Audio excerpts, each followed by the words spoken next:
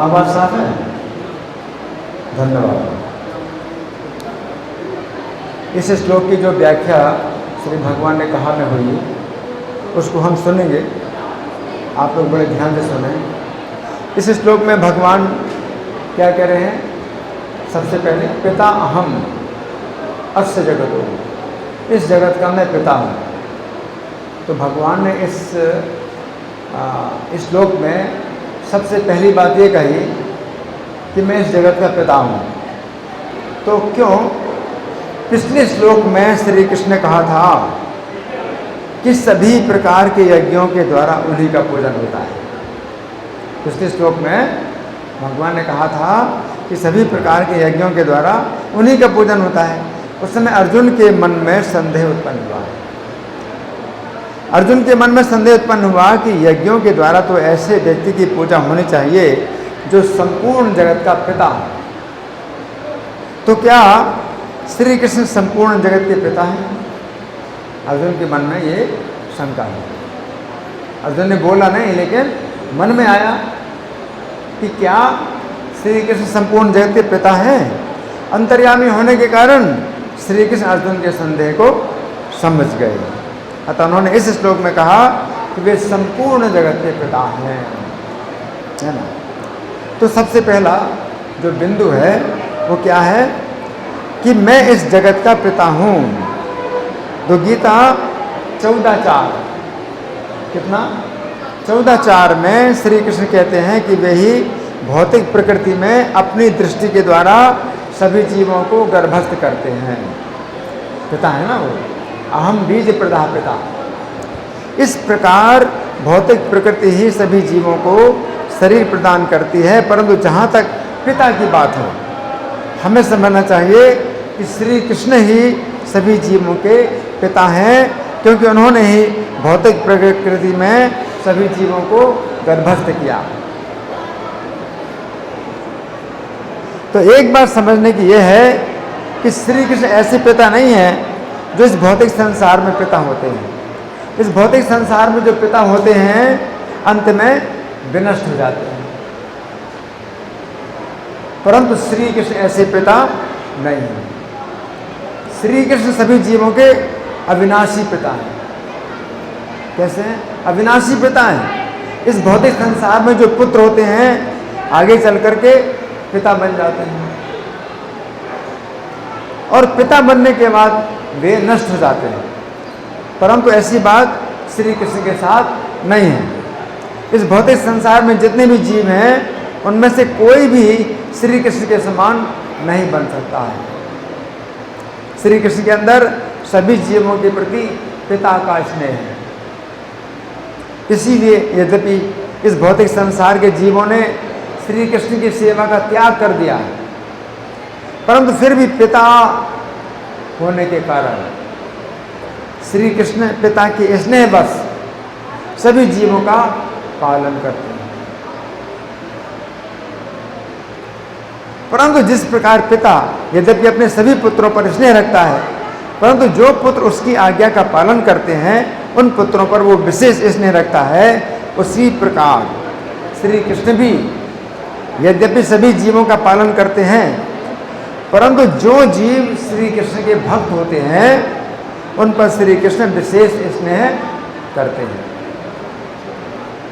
फिर दूसरी बात यह भी है कि जिस प्रकार पिता से कभी कभी पुत्र दूर चला जाता है तथा बहुत कष्ट भोगने के बाद पिता के निकट आता है, तो पिता उसके सभी अपराधों को क्षमा करके अपने आश्रय में रख लेता है। उसी प्रकार श्री कृष्ण भी गीता 18:66 में कहते हैं कि हम सभी धर्मों का त्याग करके श्री कृष्ण की शरण लें, तो श्री कृष्ण हमारे सभी अपराधों को क्षमा करके अपने आश्रय में रख लेंगे। अब दूसरी बात क्या है?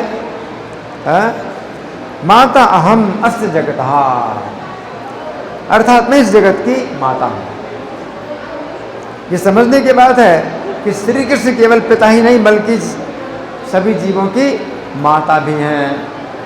यदि भौतिक प्रकृति को हम सभी जीवों की माता कहें तो ये बात उतनी उचित नहीं है, क्योंकि भौतिक प्रकृति सभी जीवों को जिस प्रकार उत्पन्न करती है उसी प्रकार नष्ट भी करती है। तो भौतिक प्रकृति को माता नहीं कह सकते, उत्पन्न करती है और नष्ट भी करती है। परंतु श्री कृष्ण ऐसी माता नहीं है। श्री कृष्ण एक ऐसी माता है जो माता के स्तनों में ठीक उसी समय दूध उत्पन्न करती है जिस समय बालक का जन्म होता है। असली माता कौन है? कृष्ण है। माता के स्तन पे दूध कहाँ से आया? माता नहीं जानती, वो कृष्ण ही माता है। कृष्ण माता ने ही बच्चे की माता के स्तन में दूध पैदा किया, तो असली माता वो है। जन्म देने वाली माता तो बालक को दूध पिलाती है, परंतु वो माता नहीं जानती है कि उसके स्तनों में ठीक उसी समय दूध किस प्रकार आता है। किस समय आता है? ठीक उसी समय, जब बच्चा पैदा होता है ठीक उसी समय स्तन में दूध आता है। गाय भी एक माता है, गाय भी एक माता है, परंतु गाय के स्तनों में भी दूध श्री कृष्ण रूपी माता ही उत्पन्न करती है। गाय को भी पता नहीं कि दूध कहाँ से आया है, श्री कृष्ण माता ही गाय के स्तनों में दूध पैदा करती है, उत्पन्न करती है। गाय माता को तो कुछ भी पता नहीं होता है कि उसके स्तनों में किस प्रकार दूध उत्पन्न होता है। श्री कृष्ण रूपी माता ही सभी जीवों के लिए भोजन उत्पन्न करती है। आप अन्न खाते हैं ना, है? किसान तो खेत में अन्न के बीज डालता है, किसान तो खेत में अन्न के बीज डालता है, परंतु उससे कुछ भी पता नहीं चलता है कि खेत से किस प्रकार प्रचुर मात्रा में अन्न उत्पन्न होता है। वो नहीं जानता प्रचुर मात्रा में उत्पन्न होता है। श्री कृष्ण रूपी माता ही हमारे लिए प्रचुर मात्रा में फल और अन्न उत्पन्न करती है। फल पेड़ों से आता है, तो पेड़ जानते हैं क्या फल कैसे आए? पेड़ों से फल निकलते हैं, तो पेड़ों को कुछ पता नहीं है कि कैसे फल निकलते हैं। श्री कृष्ण माता ही फल उसमें उत्पन्न करती है। पशुओं के लिए श्री कृष्ण माता ही प्रचुर मात्रा में घास उत्पन्न करती है। पशुओं क्या क्या चाहिए? घास। तो माता कृष्ण ही जो है घास उत्पन्न करती है। पशु को क्या पता कि घास कहाँ से आ रही है? वो तो खा रहा है, घास खा रहा है, उसे कुछ पता नहीं। कृष्ण माता ही जो है घास उत्पन्न करती है। श्री कृष्ण गीता 15:14 में कहते हैं कि वही वैश्वानर अग्नि बनकर सभी प्राणियों का भोजन पचाते हैं। अब वो माता जो है सब प्राणियों के पेट में अन्न को पचा रही है। श्री कृष्ण ही है माता। आपने भोजन खा लिया, फिर आपको चिंता नहीं होती कैसे पचेगा, वो कृष्ण माता ही पचाती हैं भोजन आपके पेट में। कैसे? वैश्वानर अग्नि बन करके, वो माता है। अन्यथा हम कैसे जीवित रह सकते हैं? अगर भोजन नहीं पचेगा कैसे जिंदा रहेंगे? हमें कुछ भी पता नहीं चलता है कि हमारे पेट में भोजन कैसे पचता है। तो यहाँ पर श्री कृष्ण कह रहे हैं कि वे ही सभी जीवों की माता हैं। अब तीसरी बात, धाता अहम अस्य जगतः, मैं इस जगत का रक्षक हूँ। तीसरी बात क्या? रक्षक हूँ। ये समझने की बात है कि श्री कृष्ण सभी जीवों के पिता तथा माता ही नहीं बल्कि सभी जीवों के रक्षक भी हैं। यदि श्री कृष्ण जीवों की रक्षा ना करें तो सूर्य अपना ताप इतना अधिक बढ़ा देगा कि सभी प्राणी जलकर भस्म हो जाएंगे, अथवा सूर्य अपना ताप इतना अधिक कम कर देगा कि सभी प्राणी जम जाए। यदि श्री कृष्ण सभी जीवों की रक्षा ना करें तो समुद्र संपूर्ण पृथ्वी को डुबा देगा। श्री कृष्ण के नियंत्रण के ही कारण सूर्य अपने ताप को उतना ही रखता है कि सभी प्राणी जीवित रहें। श्री कृष्ण के ही नियंत्रण में समुद्र अपने स्तर को उतना ही रखता है कि सभी प्राणी समुद्र में ना डूबें।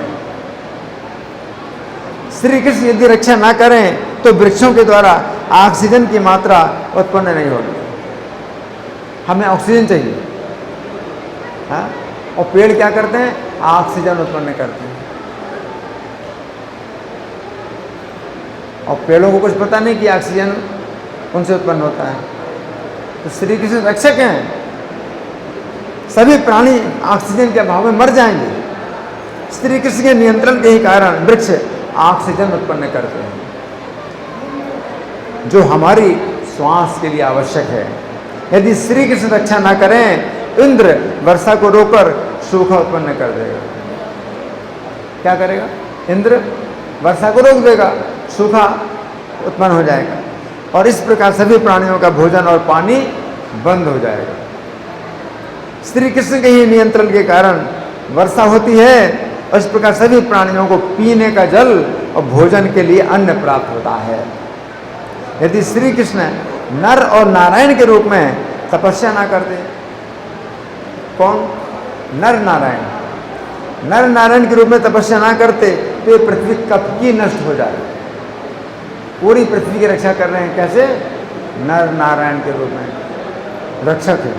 श्री कृष्ण ही अपनी तपस्या के द्वारा इस पृथ्वी की रक्षा कर रहे हैं। कौन जानता है? वे तपस्या कर रहे हैं इस पृथ्वी की रक्षा करने के लिए। तो यहाँ पर श्री कृष्ण कह रहे हैं कि वे ही सभी जीवों के रक्षक हैं। तो इस तरह से इसमें 8 बातें हैं, तो बहुत विस्तृत व्याख्या है। तो इसमें भगवान जो है अपने बारे में 8 बातें बताते हैं, और संपूर्ण जगत के लिए वे श्री कृष्ण कितना कार्य करते हैं, ये समझने वाली बात है। अगर श्री कृष्ण रक्षा ना करें तो कितने कितने कारण बन जाएंगे कि कोई प्राणी जीवित नहीं रहेगा इस भौतिक जगत में। हम लोग जो है श्री कृष्ण से रूठ कर या भूल कर इस भौतिक संसार में आ गए, लेकिन श्री कृष्ण हमारे लिए अभी भी कितना कर रहे हैं।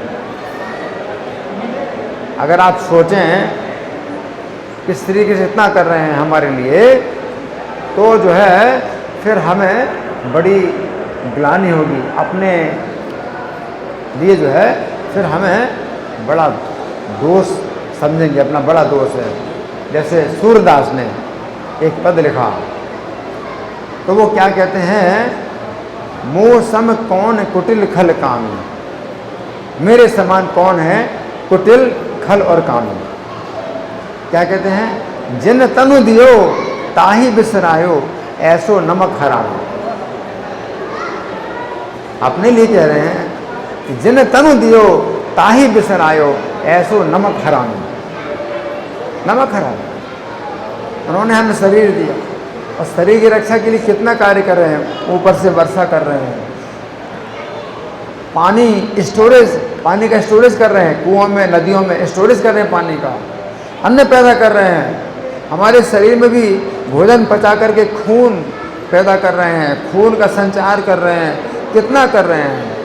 ऊपर से, नीचे से, अंदर से, बाहर से, कितने कितने प्रकार से श्री कृष्ण हमारी रक्षा कर रहे हैं, है ना। उन्हीं को हम भूल रहे हैं, उन्हीं को हम क्या कर रहे हैं? भूल रहे हैं। ये अध्याय जो है, मतलब अगर गहराई से देखो तो हमको जो है रोना चाहिए।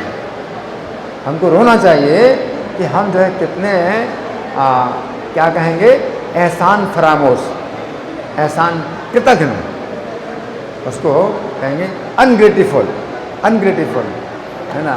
तो वो जो है कितना कर रहे हैं हमारे लिए, और हम उनके लिए क्या? कुछ भी नहीं करते। हाँ, अब देखो भगवान यहाँ पर भी कितने दयालु हैं। भगवान कितने दयालु हैं, दर्शन दे रहे हैं, कितने दयालु हैं। हम लोग जो है नहीं देखते, हम इधर चले जाते हैं, उधर चले जाते हैं, ऐसे करते हैं, ऐसे करते हैं, कि वो जो है फिर भी खड़े हैं, लगातार खड़े हैं, और कोई अपराध नहीं मान रहे हैं, अपना दर्शन दे रहे हैं। और कोई माला दे स्वीकार कर लेते हैं, कोई भोग लगाए स्वीकार कर लेते हैं। इतने दयालु हैं, है ना। कोई ऐसा हो नहीं सकता। आपके घर में कोई बड़ा वीआईपी आदमी आए और आपने जो है थोड़ी गलती कर दी, तो वो जो है फिर आएगा ही नहीं दोबारा आपके पास। लेकिन ये भगवान है, वीआईपी क्या, वीवीआईपी भी कुछ नहीं है इनके सामने, इतने बड़े हैं, ये फिर भी बने रहते हैं। भगवान इतने दयालु हैं, तो कितनी बातें जो है गीता में भगवान बता रहे हैं कि वे जगत के लिए, और फिर भी मूर्ख लोग क्या कहते हैं, जगत मिथ्या। भगवान जो है जगत के ही जो है क्या बता रहे हैं, जगत का पिता भी हूँ, जगत का माता भी हूँ, जगत का धाता भी हूँ, पितामह हूँ। अपने को जगत का इतना कुछ बता रहे हैं, और मूर्ख लोग क्या बोलते हैं, जगत मिथ्या, ब्रह्म सत्यम जगत मिथ्या। भगवान जगत के हैं, अगर भगवान जो है जगत के माता भी हैं, पिता भी हैं, धाता भी हैं, पितामह भी हैं, है ना, तो जगत मिथ्या कैसे हो सकता है? आप जगत मिथ्या बोलते हो, है ना, तो फिर जगत के पिता उनको भी मिथ्या बोल रहे हो। कितना गलत है, कितना अज्ञान है। इसलिए जगत मिथ्या नहीं है, ब्रह्म सत्यम जगत सत्यम। ये ब्रह्म सत्यम जगत मिथ्या, ये वेद का वचन नहीं है, ये शंकराचार्य ने जो दिया मायावाद, तो ये गलत सिद्धांत है। जगत जो है अगर मिथ्या होता तो भगवान कैसे कहते, जगत का मैं पिता हूँ, मैं जगत की माता हूँ, मैं जगत का धाता हूँ, है ना, कैसे कहते भगवान? तो जगत मिथ्या नहीं है, जगत सत्य, हाँ अनित्य है, अनित्यम, हाँ अनित्यम असुखम लोकम इमम प्राप्त भजस्माम। ये जगत अनित्य है और सुख नहीं है, इसलिए इस जगत को प्राप्त करके मेरा भजन करो। तो जगत जो है कृष्ण का भजन करने के लिए, जगत सत्य है, इस जगत में आप आए हैं तो आप कृष्ण का भजन करिए। लेकिन कृष्ण का भजन नहीं करते और जगत को मिथ्या कहते हैं, है ना। इसी तरह से हम कहते हैं कि नमक हरामी, ये लोग जो है इतने नमक हरामी हैं कि कृष्ण का नमक खाया, लेकिन उसी को नमक को जो है क्या करते हैं, बचाते नहीं हैं, नमक नहीं बचाते, है ना। कम से कम नमक बचाओ, थोड़ा सा तो नमक बचाओ भगवान का। आपने नमक खाते भगवान का, है ना। तो आज के श्लोक में भगवान जो है मतलब अपने को क्या क्या बतला रहे हैं वो हमें समझना चाहिए। धन्यवाद।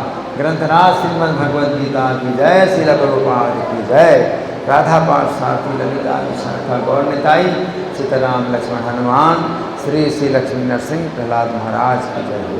हरे कृष्णा।